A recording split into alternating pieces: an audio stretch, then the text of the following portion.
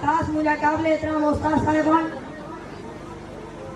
जनाब सदर मेहमान खास मुझा काबिल एहतराम उस्ताद साहिबान, आयल मेहमान के प्यारे शागिर्दन के अस्सलाम वालेकुम। जे मौजूद है मुगल वाले जो मौका मिलो है वो है उस्ताद। उस्ताद असांजी जिंदगी जो अहम किरदार है, हु एक लिखियल किताब है जंहिंमां असां दर्स जा दरवाज़ा मालूम कंदा आहियूं। उस्ताद सिर्फ़ लिखण पढ़ाइण न सेखारींदो, पर उस्ताद उहो माण्हू आहे जेकी असांजी सीरत किरदार दुनिया दीन इल्म आख़िरत खे संभालींदो आहे। उस्ताद सबके पंहिंजी कामयाब ज़िंदगी जा ख्वाब ॾिसण ते उत्साहींदो आहे। उहो असांखे पंहिंजी कामयाबी ज़िंदगी रवानो करे हिकु रोशन मशर जीअं साथ ॾींदो आहे। उस्ताद लाइ हर शागिर्द बराबरि हो।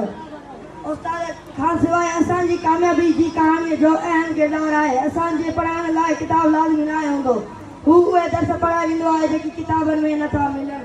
उस्ताद असां सां हमेशह गॾु न हूंदो, पर हिन जो दर्स पढ़ाइण